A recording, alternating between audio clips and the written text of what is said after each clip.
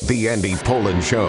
We got to go after this with everything we got, figuring they're going to come with everything they got. I'll start off by saying I'm bored, I'm broke, and I'm back. The Andy Pollin Show on ESPN 630 starts right now. Pretty fabulous looking Friday before we head into what looks like a wet weekend, but oh well, that's the way that things go with the weather, and we just roll with it, right? What are we talking about today? Well, yeah, it's kind of a lull. There aren't a lot of things locally to talk about, but there was a very good conversation that I found with Tress Way on a podcast talking about his story and now going into his 11th season with this organization. The churn and burn that has gone on here for decades, it doesn't really reflect what is really a wonderful guy and a wonderful player.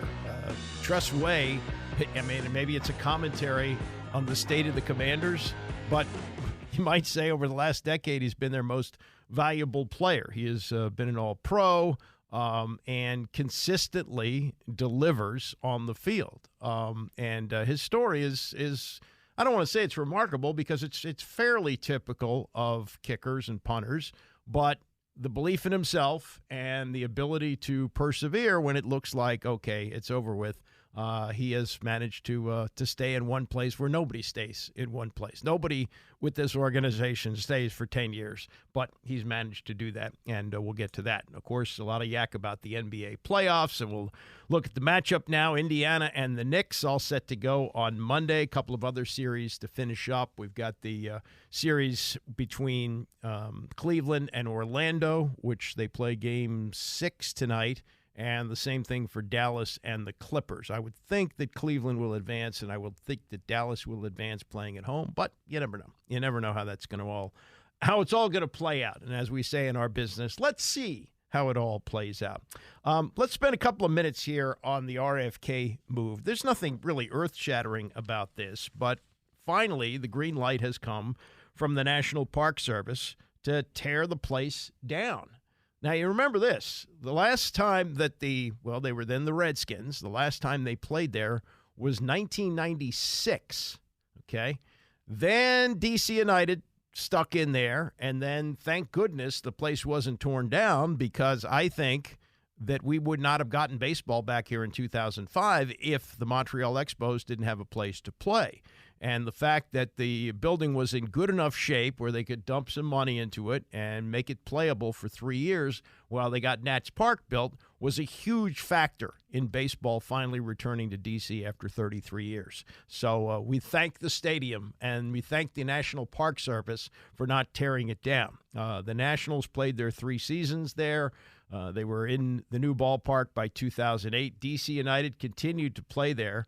And the last game was in October of 2017. So it's almost 7 years since they last played. And I don't know if they had any other events in there after 2017. Not sure about that. Finally, in December of 2022, so we're almost a year and a half removed from this, they took out all the seats. All the seats were taken out of there. And the structure has been standing and rotting, and they had to put a fence around it because it's become dangerous with chunks of concrete falling down and the rats running all over the place. So finally, we get word yesterday that they have done an environmental study and have found that there will be no significant impact in tearing the place down.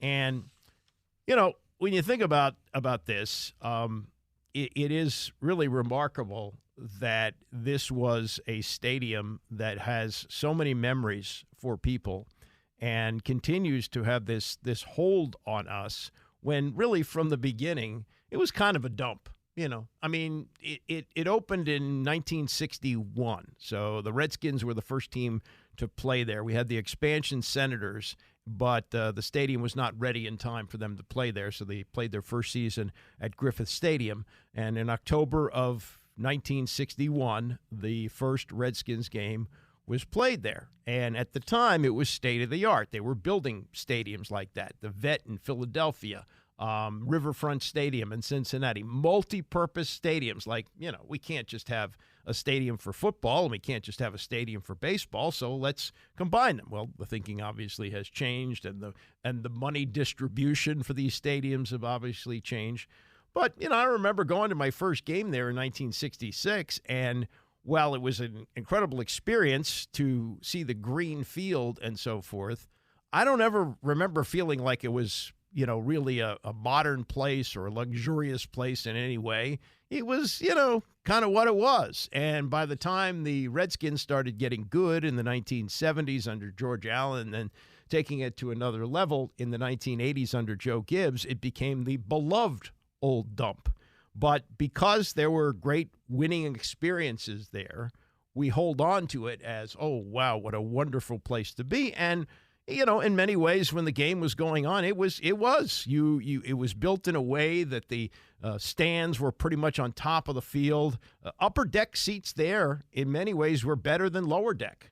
Obviously, it's the opposite at what used to be FedEx Field. I guess it's Commanders Field now, when they look for a new sponsor. But you think about all the memories that took place there and all the things that happened in its use, and we're talking, 53 years since the place opened?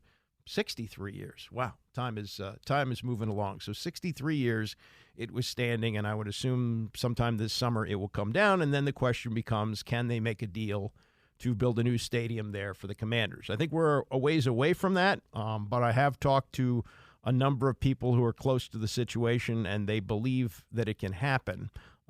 What they have done, and this is a big part of this, the city, and I'm reading here from the Post here, the city made progress towards clearing a hurdle this year when the U.S. House passed bipartisan legislation that would give D.C. control of the site and allow for a broad spectrum of development, including a new stadium and commercial and residential uses. The bill must still pass the Senate. Now, the big problem with building there, and they've got to get past this, is that it is zoned for residential and parks and so forth, and you need to have it zoned for commercial. You need to have restaurants. You need to have hotels. You need to have things around the stadium that will be a part of the experience, people going to concerts, people going to games, so forth and so on. So that's all got to be worked out, and what the solution seems to be is the city would renegotiate the lease. Stadium's on federal land, so they would renegotiate the lease, 99 years, and they would allow it to be zoned now for commercial use. Now, there's going to be pushback from people who live in the neighborhoods. The old not in my backyard group is going to push back on this, and there's a lot of things that have to be done. But I would say this, we're now into 2024. The lease for what was FedEx Field and now is Commanders Field expires in 2027. My guess is they'll play there probably through the 2029 season, maybe even the 2030 season. So it's going to be a while, and that's part of the reason that the new ownership group is dumping $75 million into just kind of sprucing the place up. But I think this is a significant thing, that finally that land is going to be leveled, and I don't know how they'll do it, whether there's dynamite or a wrecking ball does it, but that'll be kind of a poignant scene for a lot of people. I know when the seats were taken out, it was a ceremonial event, but just seeing the structure come down that has been a part of my life, most of my life, and maybe part of yours, completely gone at some point, I think, within this calendar year. All right, to the NBA, and we'll get to the Knicks and more detail later on as the Knicks eliminate the Sixers on what was their, home away from home last night, even though Josh Harris and his partners bought 2,000 tickets and distributed them to first responders and medical people who they hope would root for the 76ers. From accounts, it was still a pretty heavy Knick crowd last night as the Knicks were able to close them out. And you're hearing chants of "Let's go Knicks" down the stretch, which is not what you want to hear. But the Knicks are into the next round of the playoffs, and they will host on Monday the Indiana Pacers, who just blew out the Bucks last night. I watched a lot of this game, or as much of it as I could be interested in, because it was a 22-point win, and it was that way pretty much most of the game. Pacers won 120-98. But think of the interesting circumstance that Austin Rivers is in. Austin Rivers, big star at Duke, had like a 12, 13-year NBA career and is now working as an NBA analyst for ESPN. He is the son of Doc Rivers, who turned what was a ticklish situation into a mess when he took over the Bucks. They were like, I don't know, 30-6 or something like that, and he took over at midseason. Not 30-6, but they had a really good record when he took over. But they thought that Doc Rivers was the answer. He was not the answer. They went on kind of a tailspin, and then Giannis Antetokounmpo hurt his calf and was completely unavailable for the last month. And so they go out in 6 and lose last night at Indiana 120-98. Austin Rivers has to analyze the collapse of his father's team. I know that's part of the job, but that's what he was faced with last night when he came on with Scott Van Pelt to analyze the series. I think the biggest takeaway from Game 6 was their depth. That's been an issue for Milwaukee, if we're going to talk specifically them all year. We live in an era of social media where we're always grabbing headlines. We talk Brunson and Embiid. We talk Halliburton and Dame back for Game 6. But we don't talk about the other guys, the other 3 players on the floor, right? The other players that have come off the bench, because it's usually a 7-8 rotation in the playoffs.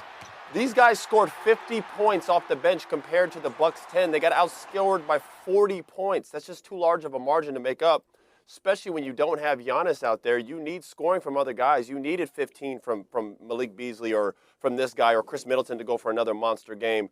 But when you get 50 bench points coming off the bench, Halliburton can have 17, 16 and still get a victory. They showed their depth tonight. They showed their pace. Big-time win for the Pacers. Pace is the key word. Halliburton talked about it. He said the games they lost, the Bucks had at their pace. Indiana just, as their name would imply, right? They're just better at playing that style, which is the most fun style to play. I don't care if it's pickup or a real game. I said on the podcast with my guy Stanford Steve the other day, Austin, this Pacers team is fun for sure. But I ask you, are they a threat? I don't think they're a serious threat. I think they're a team that could be I think they're a competitive enough team to where they can make it competitive to the Knicks or Philly. Specifically Philly, just due to Embiid and his injuries and at the pace that the Pacers play, it would be kind of an issue for Joel Embiid to play at that pace with all the injuries that he's garnering right now. With that being said, the Knicks and Philadelphia are both superior teams. Jalen Brunson, in my opinion, is the best guard in the Eastern Conference. I don't think anybody has anything to say about that. And right behind him would be Tyrese Maxey. I think both of them, in my opinion, are at this point better players than Halliburton. I haven't seen that consistent play. And just to say something about Halliburton, he's a fantastic player, no doubt. But you look from All-Star break, it's been a difference since the first half of the season till now. For him and that team to be competitive, to beat a Bucks or Knicks, they need him to be a star player, the USA player that they named on that team. They need him to have much bigger, more dynamic games for them to be competitive and let alone win the series, in my opinion.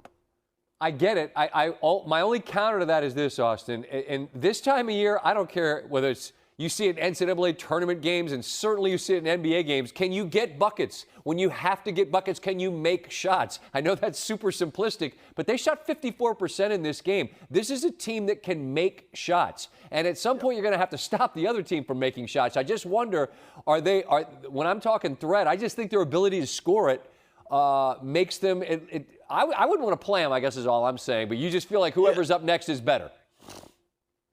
I do. Okay. And they can score the ball, but they struggle stopping the ball. And in the playoffs, you got to get stops as well. And, if we're talking putting the ball in the basket consistently, I think both teams have guys who can put the ball better in the basket than anybody on Indianapolis in terms of Brunson or Joel Embiid or Tyrese Maxey for that matter. Yep. But I do like the pace that they play in, but the playoffs sometimes tends to slow down. It's very hard to consistently control a pace throughout a playoff series. Yeah, you may have picked up on that. That was recorded before the Knicks closed out the Sixers. So it's going to be a matchup between Indiana and New York starting Monday in New York. As far as what the Knicks did last night, I mean, you've probably recognized throughout the season that Jalen Brunson is a really good player. Really good players become superstars off what they do in the playoffs, and he has been phenomenal in this series. The closeout last night, 41 points, 12 assists. He became the first Knick to score 40 or more in each of the final 3 games since Bernard King did it 40 years ago. The first NBA player to score 40 or more to close out a series since Michael Jordan for Chicago in 1989. That was against Cleveland. The famous Elo shot, that's when he did it. So he wasn't even really doing it. I mean, he was great in the finals, but he was relying more on other players, Scottie Pippen, etc. But what he did was absolutely incredible. And to do it in a building where he had such great college success, playing at Villanova. He's now with his former teammate Josh Hart. It's it's kind of it's a crazy thing in that you have the Knicks with these two former Philadelphia stars playing in a building that they're so used to playing in, playing in where the Sixers play, and able to do it last night. No shame for Joel Embiid. He had a big game last night, and he's playing hurt. His knee is still bothering him. And he fouled out of the game. What did he have? 35 points, I believe, before he fouled out. With the fans, some of them saying, MVP before they switched over to Jalen Brunson. It was 39 points and 13 rebounds before fouling out. So it's a weird circumstance, but Philadelphia's through for the year. The Knicks move on, and we wait to see what happens in the Western Series between Dallas and the Clippers tonight, and also we've got still the Eastern Series going on between Orlando and Cleveland. Coming up, what is it like to replace a legend? We saw it here once. Richie Pettibone, a lifer with this team in many ways, played for him, coached under Joe Gibbs for 12 years, and replaced Joe Gibbs. Didn't work out well at all. In New England, you have a player who was drafted by the Patriots, coached under Bill Belichick after his playing career ended, and now is the head coach in Gerard Mayo. What is it going to be like to take over for a coach who delivered 6 Super Bowl championships, although things kind of faded out in the last few years? But the challenge of replacing a legend. Gerard Mayo talking about it with Rich Eisen. We'll get to that next. It's the Andy Pollin Show, ESPN 630. The Andy Pollin Show on ESPN 630, the sports capital. Hey, if you're just jumping in your car, spend some time yakking about the upcoming demolition of RFK Stadium and also a little bit on the NBA playoffs. We've got a first-round matchup set now to be the Knicks and the Pacers getting things going on Monday in New York. What we're waiting for here is May 12th, which is a week from Sunday. That's the NBA lottery. And while this is not considered to be a great draft, there's no clear-cut number one. That has what has fueled basketball interest at this time of the year for, unfortunately, far too long. And the hope is there won't be too many more lotteries in the upcoming years for the Wizards. Maybe the next 2 years after this, we'll have to see. But they do have a real good shot to have the number one pick since they finished with the second worst record in the NBA, just behind Detroit. So if you're into that, that's May 12th. Meantime, the big boys play on in the NBA playoffs, and we do have one of the series all set to go. When we talk about replacing legends, it's something generally you don't want to do. But sometimes what's left behind is a team that it was built by the legend that you can win with. And you're looking at the Orioles this year, and we talk about the 83 team, and now especially with Cal Ripken as part of the ownership group with David Rubenstein, that's a real shot in the arm for the franchise. And Cal caught the last out of that World Series. He was the MVP of that team. The 1983 Orioles fell into the lap of Joe Altobelli, who is never going to be confused with Casey Stengel. This was very fortunate timing for him in that Earl Weaver decided that he was going to retire after the 1982 season. And he left the team to his third base coach, his top lieutenant, I guess, Joe Altobelli. Earl retired a year too early at least. Because, the 82 team, it came down to the last game of the season. They were playing the Milwaukee Brewers in what was essentially a winner-take-all game because they didn't have wild cards in those days. So this was for the division championship. And Jim Palmer started, got rocked. Orioles lost. It was a lopsided game, and Earl went off into the sunset. And so Altobelli had this 83 team coming back, and they were great. And they went on to beat the Phillies in 5 games. Now, it didn't last all that long. 1984, Altobelli was the manager again, but halfway through the 1985 season, Earl Weaver returned. I'm not saying that Bill Belichick in any way would be a candidate to return to the New England Patriots, but we have an interesting situation here with what's going with Gerard Mayo as the new coach. He was drafted by the Patriots prior to Gerard Mayo, by the way, the last player drafted in the top 10 by the Patriots, which tells you about their sustained success. He segued from playing into coaching under Bill Belichick, and everybody kind of knew for the last couple of years he was the coach in waiting. So when they agreed to part ways at the end of the season, I don't think they wanted to use the word fired with Belichick, but it had come to a point with Bob Kraft where it wasn't going to work anymore, and the success, and in some ways he became, I guess, the victim of his own success. He also did not succeed with Tom Brady. What seemed to be a ridiculous argument for years now had some validity as Brady left and won a Super Bowl championship, and Bill Belichick didn't win squat, didn't win bupkis. So that really was a factor in him going out. So now Gerard Mayo takes over, and he has an understanding of what he's up against. And, we've had like Richie Pettibone here replacing Joe Gibbs, 4-12 season. That's, of course, with in that case, Gibbs left after a playoff year. So the collapse to 4-12 was stark. If this New England team wins 5 games, that might be kind of a little bit of a step up from last year. And certainly he's going to survive more than one season. But he also has an understanding of what it's like to replace a legend. This is Gerard Mayo yesterday with Rich Eisen. We brought in 17 new coaches, and so they all they bring their the special dynamic or the value to the offensive side of the ball. What I will say is, look, we will be able to run the ball. I think we have tremendous running backs. The guys up front with Scotty Peters will continue to develop, and then really on the outside we have receivers that can do different things. So whether it's pushing the ball down the field or those run after catch type of plays. I believe AVP and the rest of the staff have a good plan going forward. And saying that, just as we've always been a game plan team defensively, this is a game plan offense. And whether that's a personnel matchup or a scheme, we have to be flexible enough to go back and forth and do what's best for our team. Because that was my next question for you, Gerard Mayo, is how are things going to be somewhat similar? Because clearly, you've been around the modern day Lombardi, as Belichick has been referred to, and I think appropriately.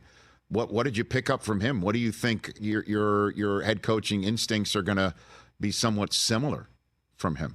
Yeah, look, I have tremendous respect for Bill and everything he's done for this organization. One thing I did learn, and I talk about it all the time, is that players win games and coaches lose games. That's one thing that coach used to always say that I truly believe. And so as a coach, I'm trying to get this philosophy to the rest of the coaches where, all right, once they cross the white lines, they need to have a complete understanding of what we're trying to accomplish. And this goes back to the game plan element, right? So, and the complementary football. We also brought in Jeremy Springer as our special teams coordinator. So just having those conversations and even for myself, like I've always been here in New England, it's been very refreshing to hear what goes on in other ball clubs around the league. What do you mean refreshing to hear that? What are you referring to there? Yeah, I mean, I think it's a combination of schemes, also a combination of how the days are structured. Even with Springer, under McVay, those days were structured a lot differently than what we've done here traditionally. Same thing with McAdoo and AVP and all these coaches. I'm still learning. Look, I'm not ignorant to the fact that I'm green. I'm green at this point. I haven't coached a game as a head coach in the NFL, so I'm trying to pick up little bits and pieces, not only from the people inside of this building, but also outside the building. And look, have tremendous support from ownership. They're not football coaches, but these guys have, they run a huge business and they know about leading people. So just having those sounding boards will definitely help me in my development going forward. Well, I mean, their support for you has been unquestioned since, that was the conversation for a long time, is that you were the coach in waiting, coach. I mean, I didn't even bring that up to you when I was chit-chatting with you prior to the game when I, was chit-chatting with you in Germany. That was the conversation, and then there wasn't a coaching search. It was like, this is the guy. End of story. So which I appreciate, and honestly, I think the league should take a look at, succession planning and how that kind of impacts, the Rooney Rule and things like that. So it's definitely, I appreciate the process. I appreciate it, the commissioner and everyone that was involved in this process. That's Gerard Mayo, the new coach of the Patriots. The succession plan that he's talking about, I don't know how realistic that is. This was a unique situation. You had a coach who stayed at the same place for 24 years. Eventually, he was going to leave. Maybe he was going to walk out with a couple more Super Bowl trophies and Don Shula's record. He didn't do that. But you had a coach who was identified as his successor if he got the opportunity. Most situations aren't like that. Like let's say, and he's talking about the Rooney Rule, so this would include Eric Bieniemy. Let's just say that the move was, and it was going to be made when the new ownership came in. I mean, Ron Rivera was going to have a hell of a season to save his job, so he was going to be gone at the end of the year.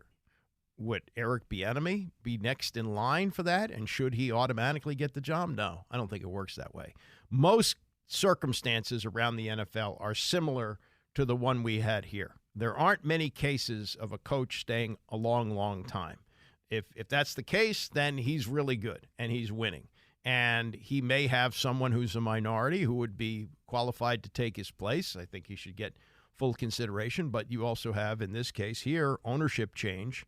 Do you want ownership to be tied to some kind of succession plan that the league works out? I think it's good in theory.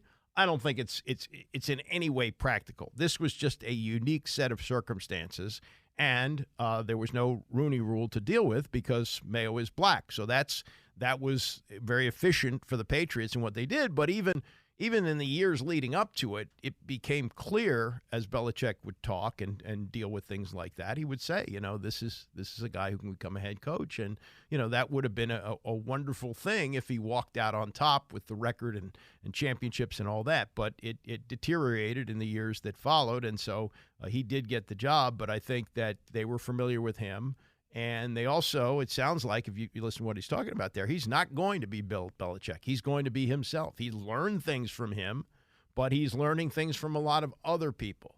And, one of Richie Pettibone's problems when he took over for Joe Gibbs was he said it will be business as usual. He had the same coaching staff that Gibbs had, and it just wasn't going to work that way. It just, you've got to make changes. And I loved Richie as a defensive coordinator, but there were a lot of problems that he inherited, including an aging team that had to get under their salary cap, and they just couldn't do it. All right, more from Mayo, and this is on the drafting of Drake May as they took him number 3. He said they did get a couple of offers for that pick, but they didn't have anything that really knocked their socks off. So he and Drake May move forward with an understanding that in many ways they're tied to the hip. Look, our legacies are going to be tied together for a long time. With that being said, he'll come in here and compete. We have, a good quarterback room, including Jacoby, but the best players will play. Who does Drake May remind you of any quarterback that you've been around?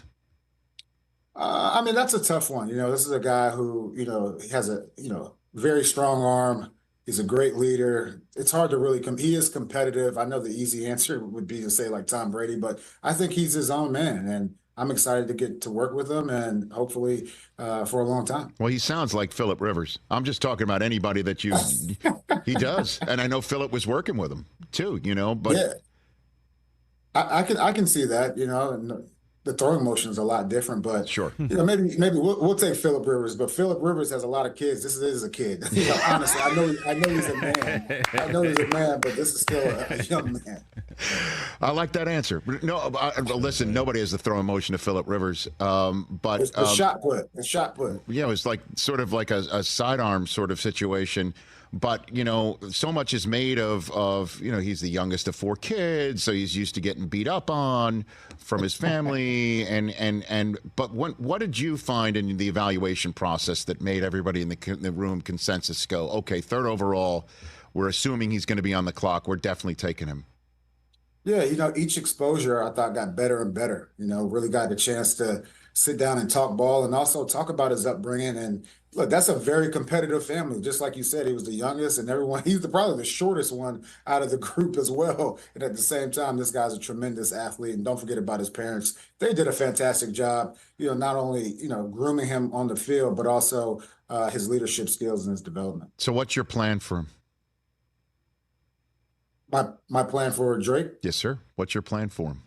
Yeah, my plan for Drake is, to get him in the building, to get him around AVP and the offensive staff, and really not try to overload him, especially early on. We all know how that kind of turns out. But when it's all said and done, I would say ultimately he still has to win that job, and we're not just going to give it away. And I don't think Jacoby, the type of player, the type of competitor that he is just going to give it up either. So we'll see what happens in camp. So you are going to have an open competition for this quarterback job to see who's the first quarterback out of the chute in September. Look, I would say every single position on this team, it's about competition. Everyone's competing, and what's the old saying?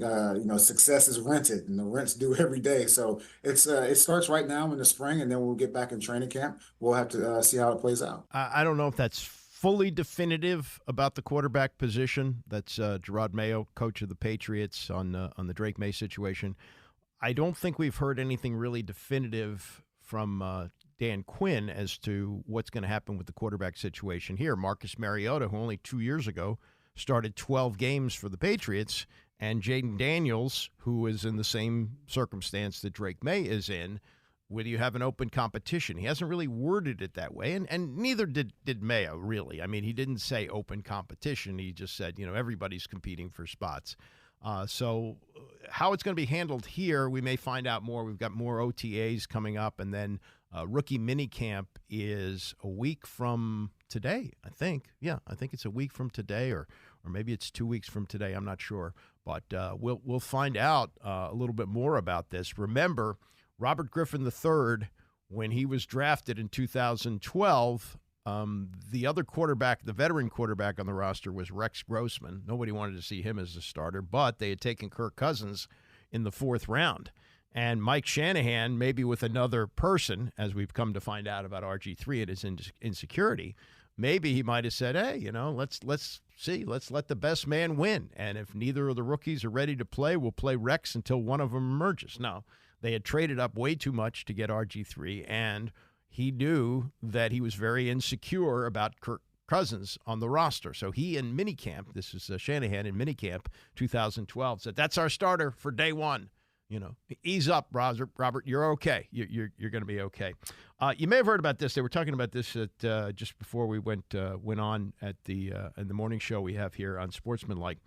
And that is the possibility of Justin Fields, who was the number one pick of the draft by the Chicago Bears not that long ago, traded for a measly 6th-round pick to the Pittsburgh Steelers, where he is going to, I guess, battle it out for the quarterback job there. He may have a chance to start. We'll see, but Russell Wilson may have that job. He looks like he's got a leg up on it. But during an appearance on Cam Hayward's podcast, one of his Steelers teammates, Jalen Warren, said that Danny Smith, remember Danny Smith? He was here as the special teams coach. He's now in Pittsburgh. And he had thrown out the idea of using Justin Fields as a kick returner. He said, quote, our special teams coordinator was talking about Justin Fields being back there. We looked at him like, Justin Fields is about to be back there? And I can imagine the surprise because it's a quarterback. You don't do that. But the way the kickoff rule has changed and the way that Fields can run, he's run for over 2,000 yards, might make some sense for him to do that and see him as a returner. Here's what I wonder about. It's a different era because people are going to bring up the Joe Theismann thing. And if you're too young to remember, 50 years ago, Joe Theismann, in his rookie year, he played 3 years in Canada, came to the Redskins, who had the 2 old vets, and Sonny Jurgensen and Billy Kilmer, and despite his bravado about, beating both of them out, he was 3rd string. And they were playing, and he wasn't. There was a need at punt returner, and he volunteered to do it. This was not something he was asked to do. And Theismann actually was pretty good as a punt returner that year. He returned 15 kicks for 157 yards, including a 44-yarder. He returned 2 punts the following year. So over the course of 2 seasons, he returned 17 punts. This is kickoffs, not punts. Less dangerous, more dangerous, who knows? Here's what I wonder about. This is a year where Fields is playing out the last year of his rookie deal. It's his 4th year in the league. They did not pick up the 5th-year option. So he's going to become a free agent at the end of the year. He gets hurt on a kickoff return. It's going to cost him a hell of a lot of money. Does he have the ability to say to the coaches, no, I'm not going to do that. I'm not going to jeopardize my future? Or does the team have the right to say to him, oh, hold on, we're paying you a salary. We'll use you however we want to use you. This could result in a very ticklish situation. He's a great talent. He can run the football, and they keep telling everybody how safe they're making the kickoffs with these new rules. But, this is not a normal play that a quarterback runs. Quarterbacks are taught to protect themselves. They're taught to go down before they get hit too hard. Running in the open field, somebody running across the field smacks into him, tears up his knee, Achilles, whatever.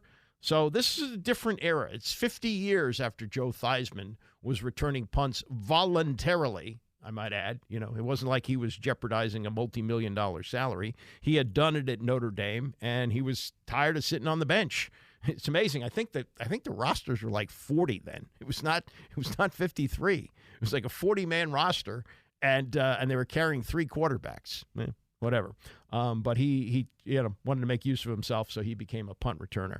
Justin Fields, 50 years later, I have a hard time with this. It could happen, and maybe it's something that could be in the works. Maybe Mike Tomlin just says, tough, you're going to return kicks. But you also may remember this. They brought in Cordell Patterson, who had done this in Atlanta. He's a big return guy. He's played, he's played some running back, he's played some tight end, and he's very valuable on special teams.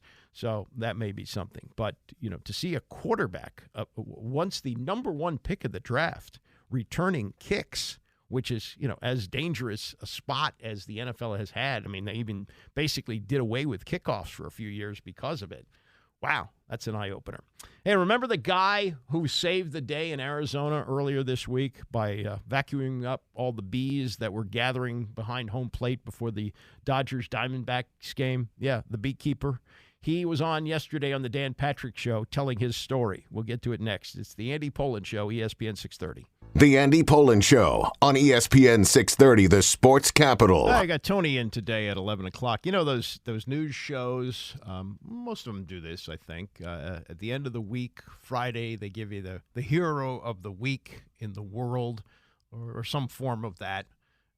The hero of the week in sports this week doesn't play games. He's a hero for his vacuuming. Yeah. So earlier this week, the Arizona Diamondbacks have a game against the Dodgers, and they're in a delay. Well, there's a roof over the stadium in Arizona, so it's not a rain delay. No, it's a bee delay. There's this enormous gathering of bees behind home plate, thousands and thousands of bees, and they're holding up the game for safety purposes. They're called killer bees for a reason. They don't want them to spread out through the crowd and sting people. This is a very, very dangerous situation. So, just like Ghostbusters, they have to call the bee guy. His name is Matt Hilton. He works for a pesticide company, an exterminator company. So he's not a specialist in bees, but they had to do something. And Matt Hilton is the name. He was on the Dan Patrick Show describing how he came to the rescue at Arizona earlier this week while he was otherwise detained. Yeah, so I was actually at my son's T-ball game. He's 6 years old. They just started their last game of the season. Chase Field is a pretty high-profile client that has a few numbers on speed dial, and mine being one of them. So they called me, just said, hey, this whole game is being held up right now because of the swarm, and we need you to get out here. So with that, I hopped in my car, cruised home, hopped in my truck, and cruised out there. Okay. What's the first order of business? So once I got deployed and got going, I called up the Chase Field guys and just kind of got some more information, found out it was pretty high up there, a good 25, 30 feet. So just made sure that I just told them, like, hey, let's make sure that the scissor lift is there, that we have fall protection on site. People are cleared out about 50 or 75 feet because these are Africanized honeybees that we have here. So it could be a pretty dangerous situation. So just getting everything ready to go. That was order of operations number one. So these are the African bees. Yeah, Africanized honeybees. People call them killer bees. And why are they so dangerous? So you have like the normal Italian, European strains of honeybees that beekeepers use. They're very docile, very easy to work with. You'll see, videos of beekeepers doing stuff with them with no bee suit. Africanized honeybees are a specific strain of honeybee that is extremely aggressive, much, much more aggressive than what you see beekeepers keeping. And so they're more dangerous because of the behavior that they exhibit. They'll chase you a lot further. They're just very aggressive. Okay, how long does it take them to build a nest, and how did somebody not see what they were building? So you have kind of two forms of bees. You have bees that are in a colony that have established honeycomb, and that's their home plate. They go do their pollinating, come home at night to the same place. So you have a colony, and then you have a swarm. This was a swarm. When a colony gets large enough, a large chunk of bees will break off and cruise out with a new queen bee. And in that swarm, it's just literally a cloud of bees. Sometimes in Arizona, you'll just be driving down the road during bee season, and you'll literally just kind of run into a big swarm of bees. And when that cloud kind of finds a place to hang out, they'll just all clump together in essentially a ball of bees, and they'll have the queen in the middle just protecting her. That's what we saw there. So it turns in from a cloud of bees to a clump of bees within a matter of minutes once they decide to start landing. How much pressure did you feel? Oh man, a lot. I've done this hundreds of times, bee treatments, but to do it in this type of scenario with 30,000 people watching, a lot more now that all this stuff has happened. There was a lot of pressure because I knew if this went sideways, someone could get hurt, and the game could also get canceled. That was definitely on the table. So it was pretty nerve-wracking, but I'm just glad it all went smoothly. And then when did you find out that you were going to throw out the first pitch? Right after I came down from the scissor lift, and I was pretty shocked by that. It's like that's a big deal. I don't know who you had lined up for this, but I'll take a spot. Where'd the bees go? We took them off-site. So you just in what? Some kind of compartment or box or what? How do you take them off-site? So after we vacuum them up, we just take them out to a different area where we can then just release them from there. You should have worn the beekeeper suit when you're throwing out the first pitch. With the head on? Everything, yeah. You should have milked it. You should have milked it for all it's worth. I mean, come on, this is your moment. This is your 15 minutes, man. Well, I did have the bee suit on. I just I had to throw some flair in, throwing the cap off when I went to actually pitch. I had to see good. Are you? But apparently, it didn't help my pitch. Okay, have you become a local celebrity here now? I feel like it. It's I don't feel deep down like a celebrity at all, but it's crazy all the comments, the messages, and all this that's being geared my way. I'm just kind of eating it up, just enjoying the ride while I can. Now you're the official bee person for the Arizona Diamondbacks. I guess so. Yeah, there's a couple of us at Blue Sky Pest Control that do it for them, but I'll own that title for a bit. Okay, the worst situation you've ever been in your job as pest control? Oh gosh, that would have to be bed bug situations.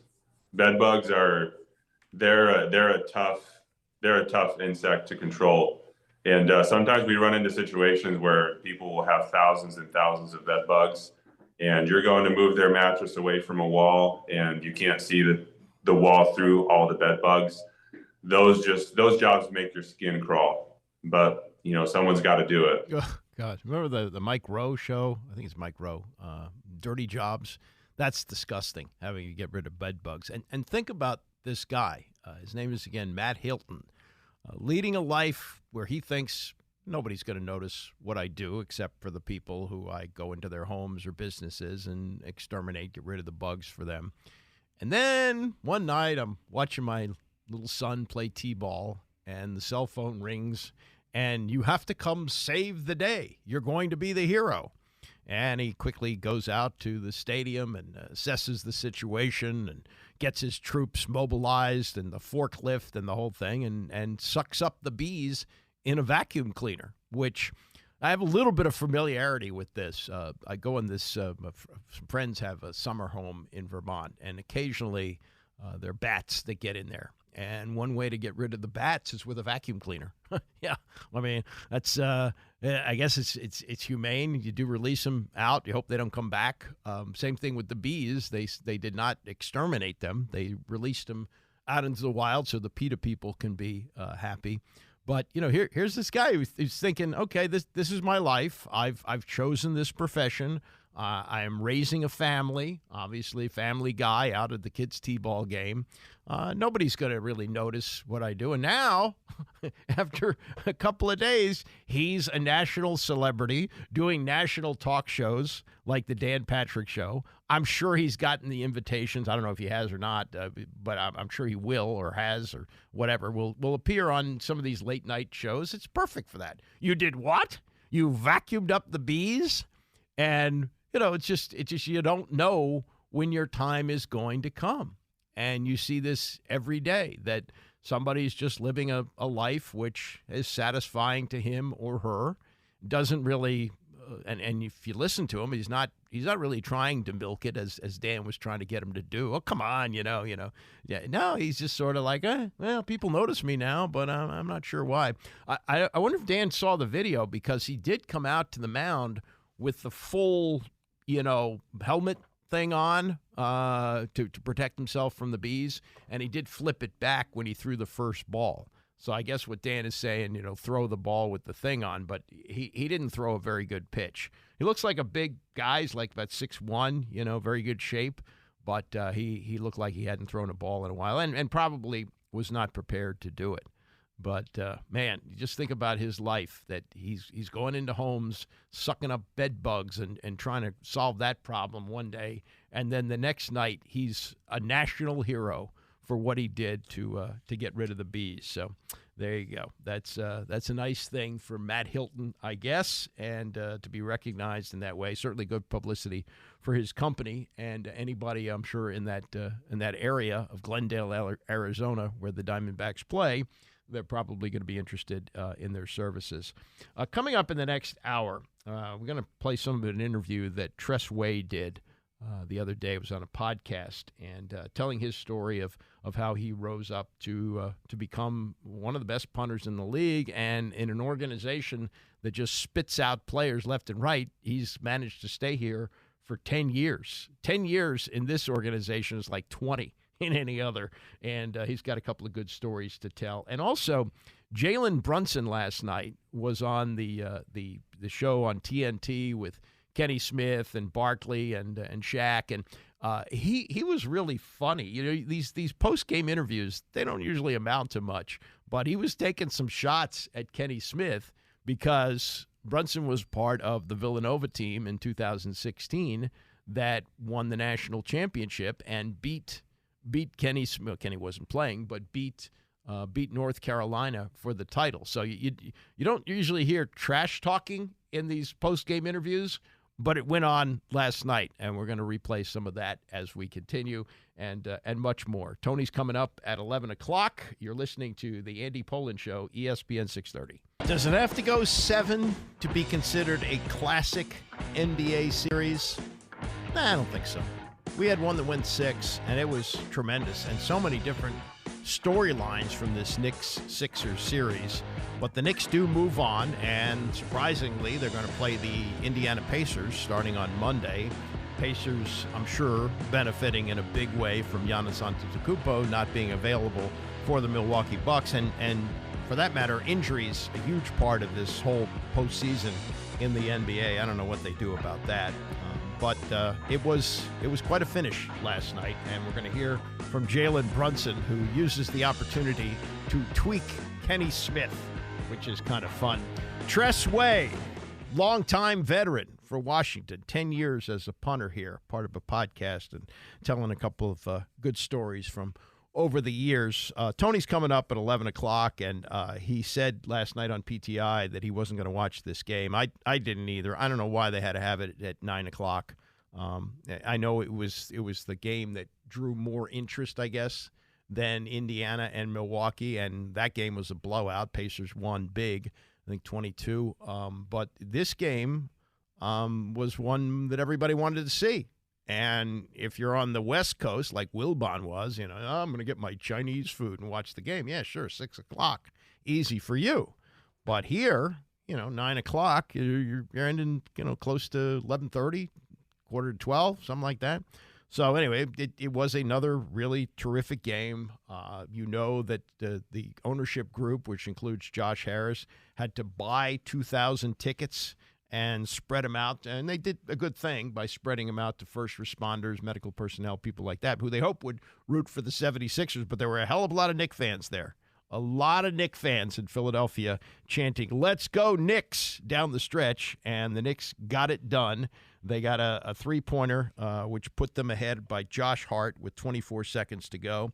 And they held on to win 118-115. The star of this series, Jalen Brunson, who was, again, fabulous last night, 41 points and 12 assists. And he's now with one of the legendary names in the history of the NBA, not Jordan, but another name in accomplishing what he did in this series. And after it was over, he was on that TNT show with Kenny Smith and Shaq and Barkley and Ernie Johnson. And listen, this is really good because you don't usually hear this in these kind of a setting. Usually, thank you very much, congratulations, best of luck next round. Now, here's Jalen Brunson doing the interview. He's got the headset on. He can't see them, but he can hear them. And they each take turns asking the question. Ernie asked the first one, and it was about participating in what goes down as one of the best series we've had in the NBA in recent years. Man, this place is unbelievable, man. The play in Philly, this crowd is crazy. And so I'm just happy we got enough Knicks fans down here. They didn't buy all the tickets. And so, I'm really happy about that. A game like this, obviously it's not about X and O's. You let one slip away the other night. What was the message and the mood of the team today at shoot-around going into the game? We were focused. We knew that, this wasn't going to be easy. And, even with the lead that we had, and we tried to obviously play with the lead, but we knew that they were going to keep fighting. Every game has been like this, so it doesn't matter really how you start, it just matters how you finish it. Jalen, do you feel a special type of way? Obviously, going to Villanova, you probably got a lot of friends in the audience and have dinner with them the night before the game. Do you feel like it's really just a special place when you play in Philly? Definitely. It's definitely a special place to play. Over there is 1985, 2016, and the 2018 banner. So with the Cats. So this place is like a home for me. Congratulations, Jalen. Right after I thought Julius Randle got injured. Is this Kenny? Yes, it is. Oh yeah, 2016 banner, Kenny. 2016 banner. I had to make sure. Yeah. Hey, Jalen. Hey, Jalen, I want to tell you this. Kenny had a New York Knicks pocket square on it before the game started. He took it off at halftime. And put it back on. He put it back on. Let's go, New York snitches. Let's go, man. Snitches get stitches. But no, seriously, I think overall, man, congratulations. But your role has changed a little bit after Randall's got hurt as more of a scoring guard. I thought before you were more of a facilitator as well as a scorer. Does that put a lot of energy? Do you have to change your routine in any way coming into now the way you played than we played before? Routine stays the same. Everything else stays the same. Approach, all that. The roles change, and obviously losing Julius was a big letdown for us. But we're going to keep fighting. That's been our thing all year. No matter what happens, we're going to come out next man up. We're going to keep fighting. Jalen, I think other folks are waiting to talk to you, but one more thing, and I don't know how big into history you are, but with 3 games of 35 points and 10 assists, You're only the second guy to do that in a playoff series. The other was Oscar Robertson 51 years ago. Jeez.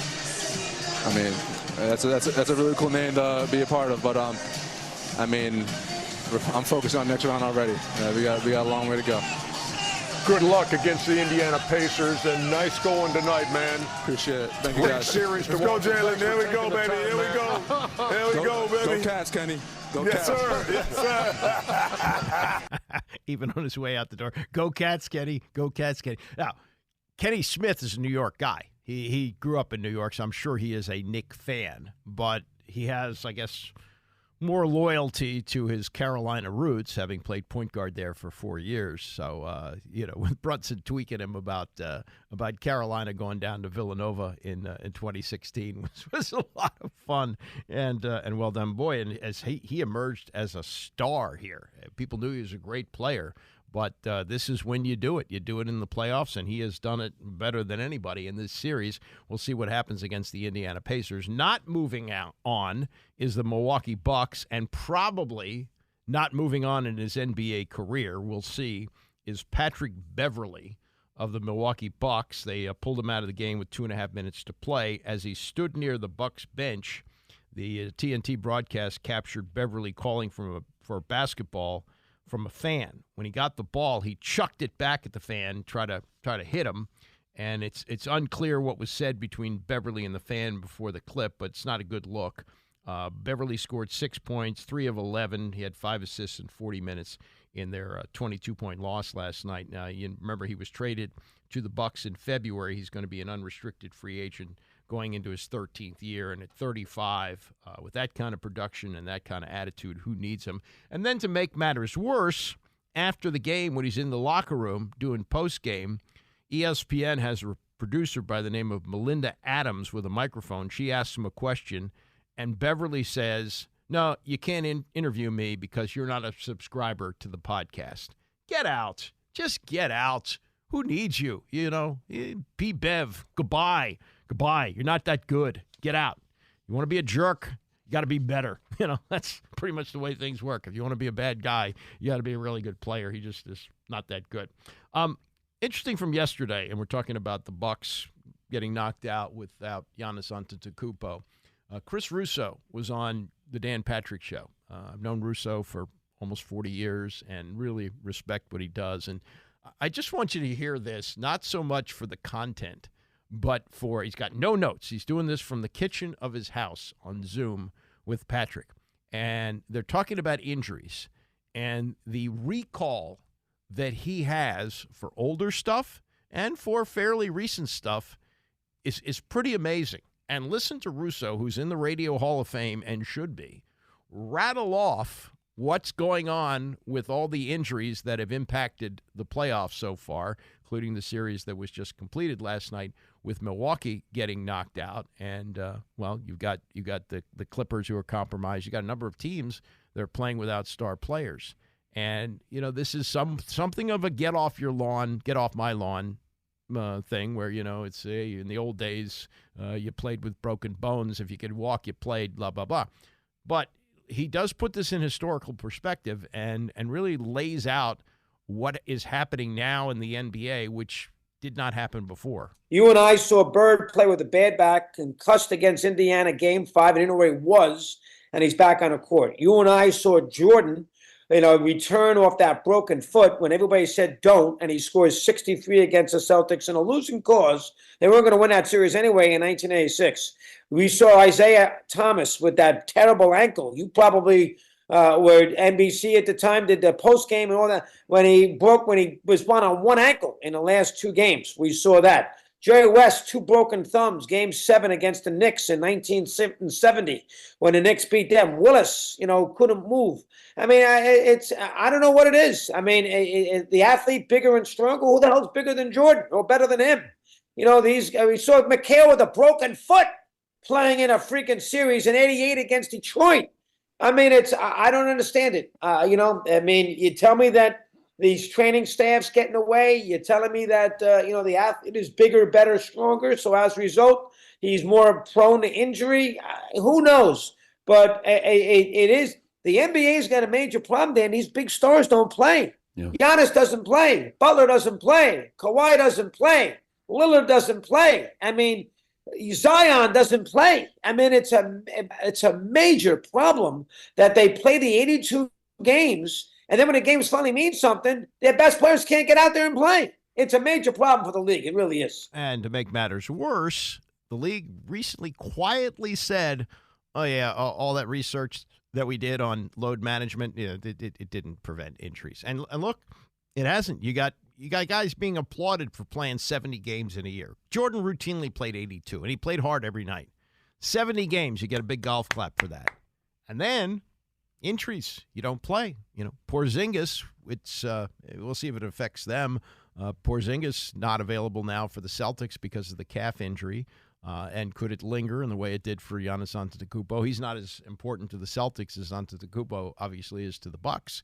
But yeah, it's a new world here, and it's puzzling in that you had players who would play with injuries before. Maybe it's because of the money. Maybe they don't feel like they have to. They don't want to jeopardize future earnings, whatever.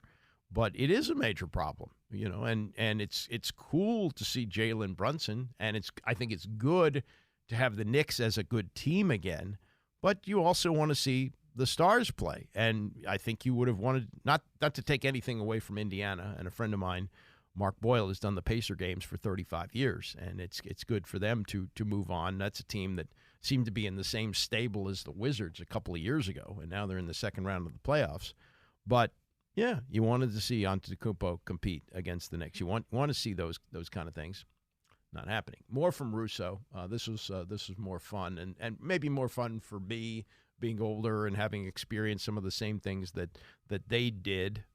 Russo and Dan are both about my age, but they talked about uncomfortable press conference situations, and here was that exchange. The most difficult one was Riley in '95 when they lost Game 7 to Indiana, when Ewing missed the finger roll.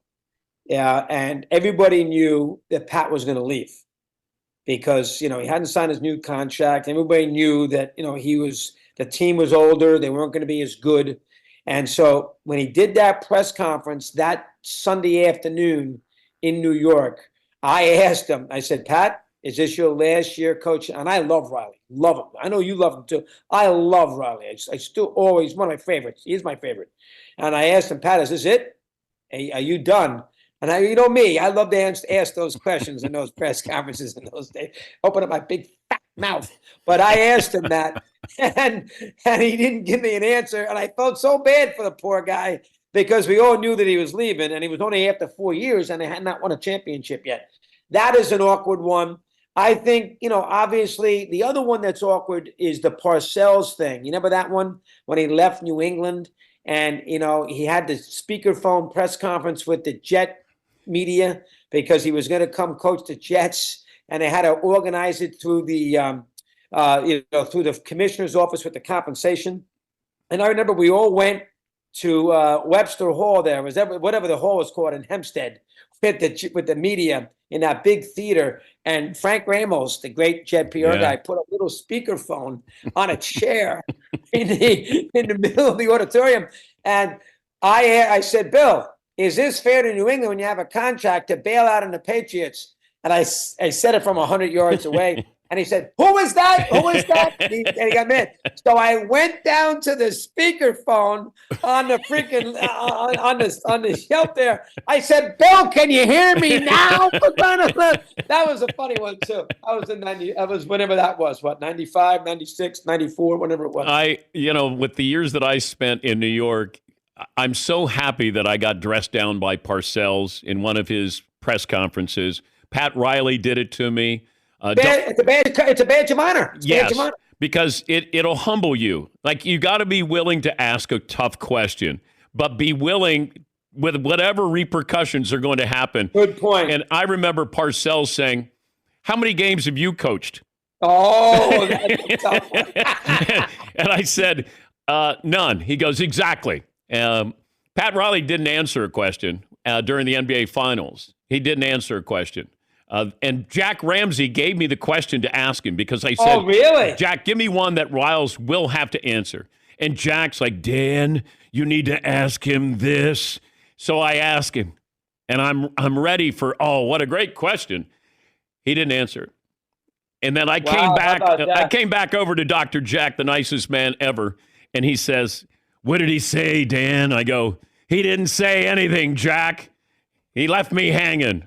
Jack, you and Jack had how about the old Lupica to Red Holtzman thing when Lupica was second guessing Holtzman, and Holtzman was asked a question in a press conference after a game, and Lupica was there, says, "Mike, why don't you handle that?" Meaning, you know what? You're such a hot shot. You answer the You're question. the expert. Okay, that may be a little too inside baseball for you, but those guys have been in press conferences as I have. I've been snapped at by Bill Parcells. It is something of a badge of honor. I covered the Giants for a while for WFAN, so I went through that as well. Maybe the most famous exchange like this occurred, is it 50 years ago?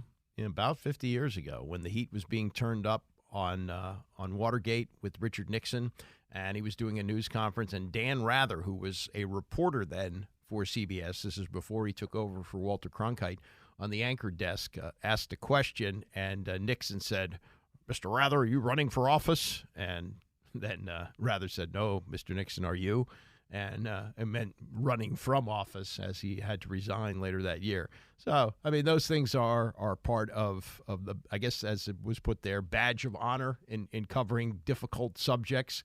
But yes, Dan is 100% right. You got to be asking the question and prepared for whatever comes back at you.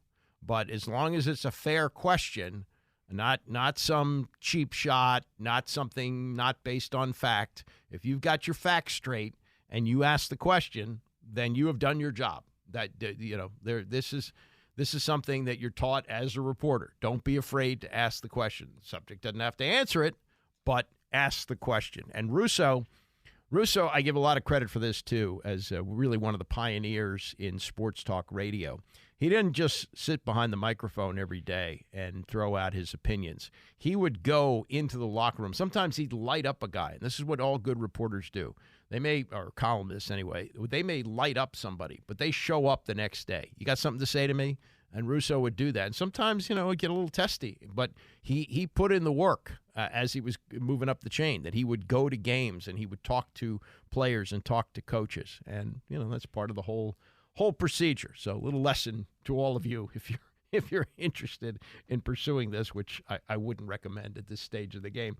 Coming up, Tress Way on a podcast on how his star has moved over the last 10 years, playing for mostly bad teams, but playing very, very well for those bad teams. We'll get to that and more. It's the Andy Pollin Show, ESPN 630. The Andy Pollin Show on ESPN 630, the sports capital. Tony's up at 11. So you remember at the end of the cherry blossom run this year, there was a focus on what they called the runt. It was a tree that had been too close to the water, and the roots eroded, and the tree had died, yet there was a sprout coming out of it of blossoms, and people really liked it. It was cut down along with a number of trees to kind of thin out the herd a little bit and I guess make it better for the next year for the Cherry Blossom Festival.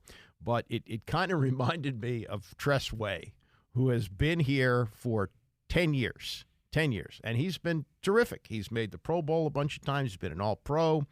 And many years over these last 10, you could make the case that Tress Way was the most valuable player on the team. A punter should never be the most valuable player on the team, as good as he may be. Ray Guy was great with the Raiders. He's in the Hall of Fame. But punter should not be the best player on the team. But you could maybe make the case that he has been. And getting to where he got to was not easy. This year, the Bears took a punter from Iowa in the 6th round. You don't usually see punters drafted, but they took one. And Caleb Williams put something out like, basically we're not going to need you. We're not going to be punting much. Well, yeah, save the bravado. Let's see how much you need him. But Tress Way was a really good punter at Oklahoma, went undrafted, didn't really think he would have much of a shot to play in the NFL, did have a couple of tryouts, was ready to give it up. and something happened. And this is Tress Way on a podcast yesterday called Sports Spectrum, which is hosted by Jason Romano, used to be an ESPN producer, telling the story of how he became the 10-year now punter for the Washington football team. Yep.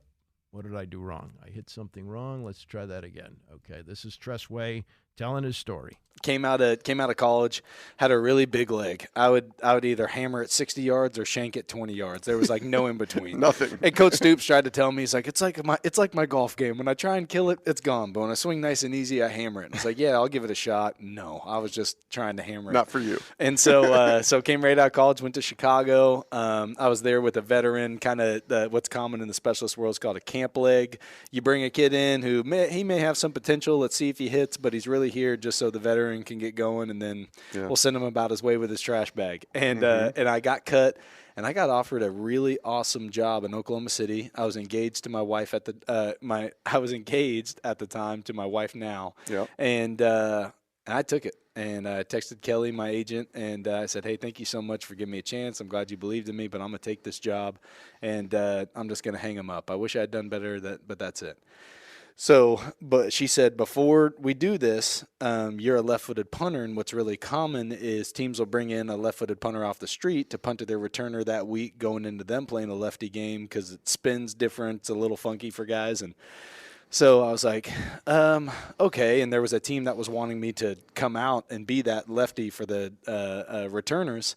Talked to my wife, talked to a mentor of mine who married us, talked to my parents. They were like, man, you know what? You guys are engaged. You're not married yet. You learned a lot. Give it one more go. Come back that next time. And things started clicking. There was a veteran kicker for the Chicago Bears for a long time, Robbie Gould, who then went to the San Francisco 49ers. I still talk to him to this day, and what he saw in me, how much time he vested in me, I have no idea why, but I am forever grateful for that because he just kept pushing me, encouraging me, and things started clicking. Then the Bears drafted a punter. Now, are you a fantasy football player? Of course. How many times have you drafted a punter? Never. Never. Yeah. So usually when you draft a punter, man, you're thinking that guy's the guy. And to be fair, the dude they drafted had a cannon for a leg. Robbie took me out to dinner, and he said, hey, they are going to cut you the first chance they get. You're here to build his confidence. You just got to mix it up. And I found this way to, I don't know, mentally prepare, have this freedom, this edge, and ended up getting cut. And since you're a fantasy football guy, the waiver wire. Yes, I was a waiver wire claim. Yeah. Went to the Washington Redskins. The scout who was supposed to pick me up fell asleep because I got delayed due to a storm. Oh, my gosh. This is a true story. I was laying on the benches of Washington Dulles with my backpack, and I just sat there, and I was like, I don't know where to go. I don't know what hotel I'm at, whatever. Scout gives me a call like 3 a.m., takes me, says, takes me to a hotel, says rookie shuttle leaves at 5:30. I took a 2-hour nap. Met my special teams coach, Coach Ben Kotwika, who's in Denver now. He said, we got one other punter here. Final cuts are in 10 days. You punt better than the other guy, you get the job. And wow. 10 days later. Do you know how you made the team in the NFL? Well, I've seen the Hard Knocks versions when they have the guy who comes in. What's it called? The Rick or something like that? We call him the Grim Reaper. The Grim Reaper. Yeah. He comes in. He's like, bring your playbook, and coach wants to see you. Correct. Right? So do you know how you know when you made the team? I'm assuming it's when they don't tell you to come. You just wait it out. That's all you do. You just sit there. Congratulations, buddy. You made the team. They don't.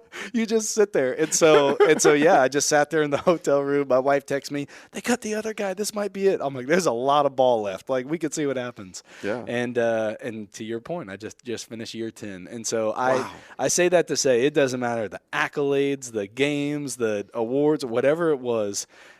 I will never stop being grateful because I can still take you to me and Bree sitting in the truck, driving home, trash bag in the back of the truck from Chicago. I remember all of that. And that is a fairly typical story about the NFL. For all the first-round draft picks and the hoo-ha that goes along with it, there are the grinders, the guys that somehow make it through. Sometimes it's a break here and there. Tress Way got it, and he wound up here, and he's been here for the last 10 years. Now, in those 10 years, he has missed only one game. He has punted in 162 of a possible 163 games. What happened in that one game that he missed? Here's the story of that from Tressway. The year after the real COVID season, so it was the 2021 season. Yep. And they still had the testing every day in effect. And shortly after that, it had switched to, hey, come get tested if you have symptoms. And but before that rule took place, where you were testing every day, I got tested. I popped positive. They retested me twice that day. I kept coming back. I think it was 3 to 4 times each day. I kept coming back, but I kept getting positives, and I was asymptomatic. And I sat there on the couch with my dogs, watching us play the Philadelphia Eagles at home at FedEx. So not only did I miss my first game, but I missed my first game at home. And it was, but the everybody in the front office, a bunch of the guys were awesome. They're like, Tress, that doesn't count. No, that's gotta. You still have to have the streak, but I think it'll count. Let's make it count, man. I mean, we want to say that you've never missed a game in your NFL career. Thank you. And it sounds a lot better. It does sound much better. NFL Iron Man, you know?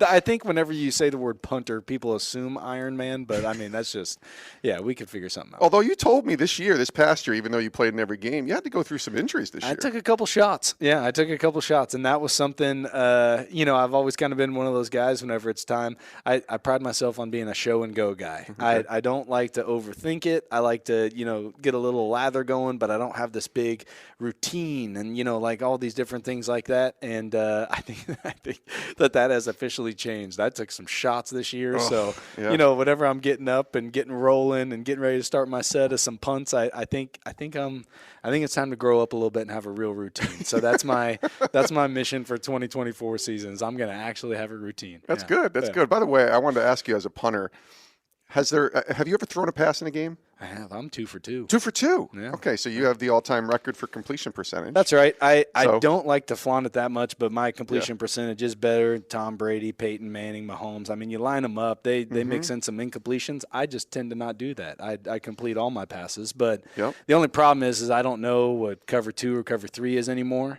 So just thank God we caught the defense by surprise, because I wouldn't have. There was one time my coach had said, he's just like, hey, Tress, your first read is going to be, I go, whoa. What are you talking about, reads? I was like, let's pick one guy, and he's getting the ball. Yeah, we got an explanation of those passes coming up, but he did mention the shots that he took this year. Remember, Cameron Cheeseman, who Ron Rivera traded up to get a snapper from Michigan, got the yips last year. They had to cut him. And before they did, he had some terrible snaps on kicks, both the field goal and extra point attempts, plus the punt, which terrible snap to Way, and he got clobbered on that. So they had to cut him. They brought in another snapper who they've since cut. I think his name is Ut, if I'm not mistaken. They have a new snapper this year, and hopefully no more bad snaps to him. As for the passes that Way was talking about, we once had a punter here. What was his name? He'd originally been a Notre Dame quarterback. Recruited as a quarterback. They turned him into a punter. And that's when Jim Zorn fell in love with the swinging gate. Remember the swinging gate where they attempted to have a fake punt, a pass. It was incomplete, and he tried it again, and it didn't work. It had worked once earlier in the year. I mean, Zorn was just absolutely lost at that time. But Way has thrown a couple of passes, as he mentioned, successfully, 2 for 2.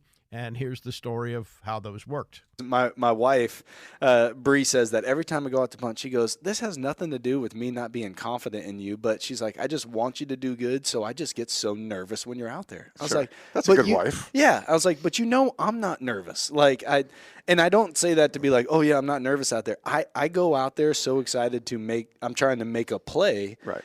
And I've just been punting for so long that the only way I really am going to mess this up is if I start getting in my head or I'm thinking. So I just go out there and let's play. When the passes were called, little different story. Yeah. It's like, okay, now you know you got to go up to the stage and tell the whole class the things you take learned. For granted as a punter, like the snap actually coming back to you. I've never thought more about catching the ball. Right. You just catch and go, and now I'm like, Oh my God, don't drop And this. you're supposed to fake them out by making it think like it's just a regular punt. Yeah. And so the shorter pass was against the Philadelphia Eagles called Colorado. Okay. Brought a guy in motion. We had been doing it with our punt team to kind of directional punt over there. Brought him in motion. He hit the brakes, went to the sideline. Bam.